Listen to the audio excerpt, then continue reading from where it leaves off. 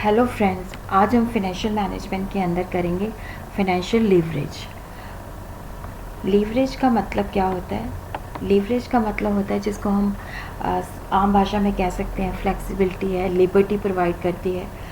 Leverage का मतलब होता है कि जब हमें कोई चीज़ हमने अचीव करनी है तो ये हमें एडिशनल सोर्स प्रोवाइड करता है। लीवरेज को हम ये भी कह सकते हैं firm's ability to use fixed cost asset or fund to increase the return to its owners, that is equity shareholders। यहाँ पे हम क्या करते हैं कि फर्म जो है या तो जैसे फिक्स्ड कॉस्ट एसेट यूज़ करती है या फिक्स्ड कॉस्ट फंड यूज़ करती है। यहाँ पे जो उसकी इंटेंशन होती है to increase the return to the shareholders. दो तरह के लीवरेज होते हैं, एक ऑपरेटिंग लीवरेज होता है। ऑपरेटिंग लीवरेज जो है ये कंसर्न होता है acquisition of fix cost assets. Financial leverage के अंदर क्या होता है कि जब हम फंड्स का इस्तेमाल करते हैं, जैसे इक्विटी के साथ हम लोन वगैरह लेते हैं या प्रेफरेंस शेयर को लेते हैं या लोन प्लस प्रेफरेंस शेयर दोनों को लेते हैं। और कंपोजिट लीवरेज के अंदर क्या होता है कि दोनों का हम कंबाइंड इफेक्ट स्टडी करते हैं।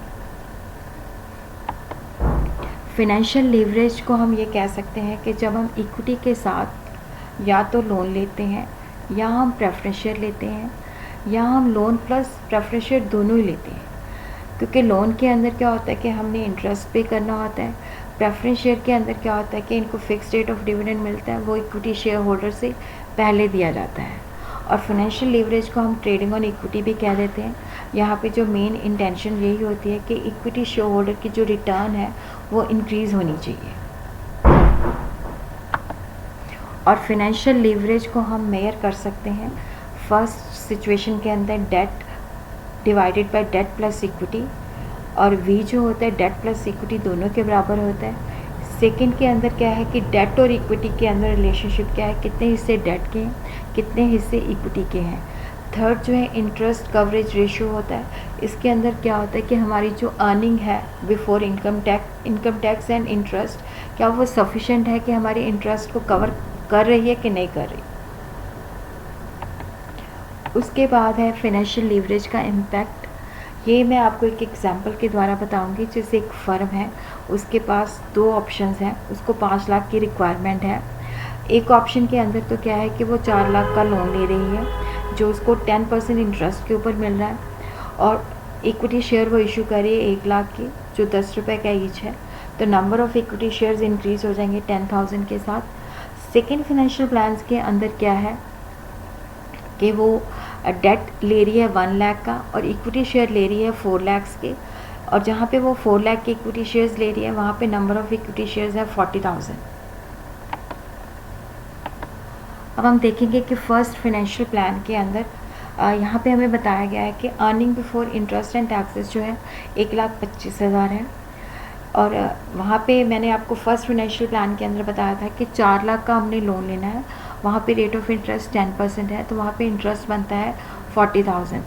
तो अर्निंग बिफोर इंटरेस्ट हो जाएगा 85,000। 1,25,000 के अंदर से हमने 40,000 माइनस कर दिया। अब हमारे पास क्या है कि 85,000 जो है अर्निंग बिफोर टैक्स है।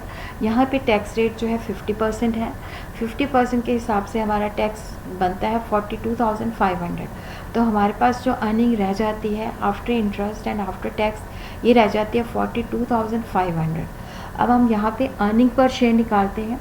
अर्निंग पर शेयर के अंदर क्या है कि 42,500 डिवाइडेड बाई 10,000 ये हमारे पास आती है 4.25।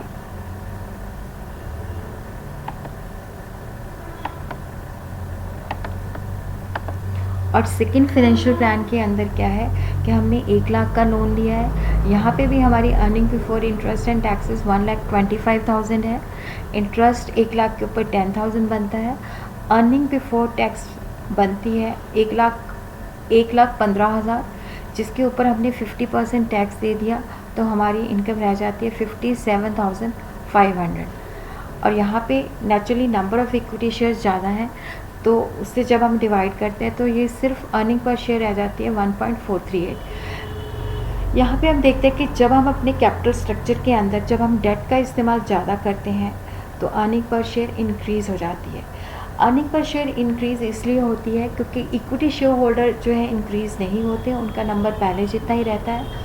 और जब हम लोन लेते हैं तो उसके ऊपर जो डेट पे करते हैं, ये जो डेट होता है ये हमारा टैक्स डिडक्टिबल होता है, जिसको हम प्रॉफिट एंड लॉस के अंदर एक्सपेंस साइड पे डालते हैं, जिसकी वजह से क्या होता है कि हमारे एक्सपेंसेस बढ़ जाते हैं, प्रॉफिट जो होते हैं कम होते हैं, उसके ऊपर टैक्स का आउटफ्लो भी कम होता है और number of equity share holders भी इंक्रीज़ नहीं होते, जिसकी वजह से क्या होता है कि हमारी अर्निंग पर शेयर इंक्रीज़ हो जाती है।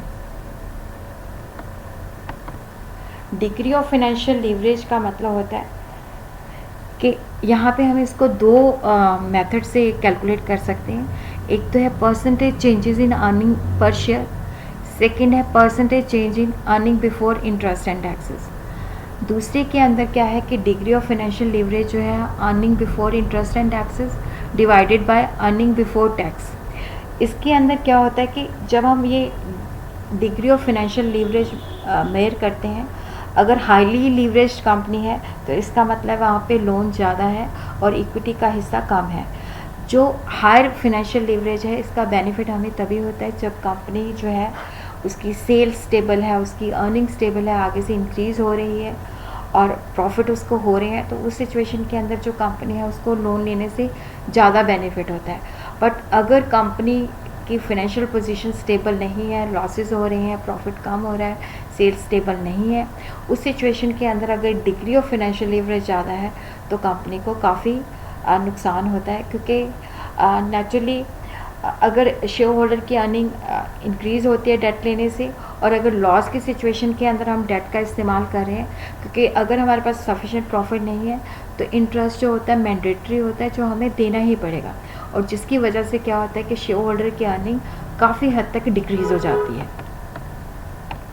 और फिनेंशियल लीवरेज का है सिग्निफिकेंट भी है, क्योंकि अब अगर जब हमने कैपिटल स्ट्रक्चर डिसाइड करना है, कैपिटल स्ट्रक्चर का मतलब होता है कि जो टोटल हमारी फंड्स हैं उनके अंदर इक्विटी की कितनी परसेंटेज है, प्रेफरेंस की कितनी परसेंटेज है, डेट की कितनी परसेंटेज है।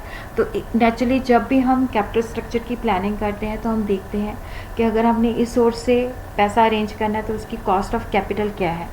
इवन हमें ये फाइनेंशियल लीवरेज जो है प्रॉफिट प्लानिंग करने में भी हेल्प करता है।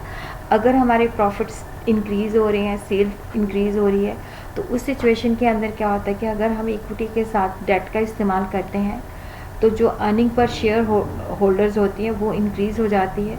तो प्रॉफिट प्लानिंग करने के लिए भी फाइनेंशियल लीवरेज का बहुत ज़्यादा सिग्निफिकेंस है। जिस तरह फाइनेंशियल लीवरेज के बेनिफिट्स हैं उसी तरह इसकी लिमिटेशंस भी हैं। ये डबल एज वेपन है। अगर हमारी सेल स्टेबल है, सेल पहले से इंक्रीज़ हो रही है, ऑपरेटिंग प्रॉफिट पहले से इंक्रीज़ हो रहे हैं, तो उस सिचुएशन के अंदर क्या होता है कि हमें डेट का इस्तेमाल जो होता है सही होता है। बट अगर क्या होता है कि अगर हमारा यूनिट लॉस मेकिंग है और हमारी सेल भी अनस्टेबल है, प्रॉफिट भी स्टेबल नहीं है, प्रॉफिट भी पहले से कम हो रहे हैं, फ्लक्चुएशन है, तो उस सिचुएशन के अंदर क्या होता है कि हमारी अर्निंग पर शेयर को काफ़ी ये रिड्यूस कर देता है। क्योंकि हर सिचुएशन के अंदर अगर लॉस है और हर सिचुएशन के अंदर क्या होता है कि हमने चाहे हमारे पास प्रॉफिट है चाहे नहीं है, बट हमें इंटरेस्ट की पेमेंट करनी पड़ेगी। और जिन कंपनीज़ की इरेगुलर इनकम होती है उनको तो बिल्कुल भी फाइनेंशियल लीवरेज जो है इक्विटी के साथ डेट का इस्तेमाल नहीं करना चाहिए।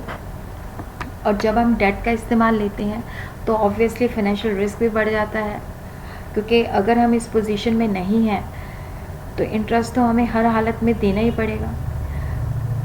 और कई बार क्या होता है कि फाइनेंशियल इंस्टीट्यूशंस भी रिस्ट्रिक्शन इम्पोज कर देते हैं कि अगर आपने कैपिटल स्ट्रक्चर की प्लानिंग करनी है, इतना हिस्सा डेट का होना चाहिए, इतना हिस्सा इक्विटी का होना चाहिए, तो हम ज़्यादा डेट का इस्तेमाल नहीं कर सकते।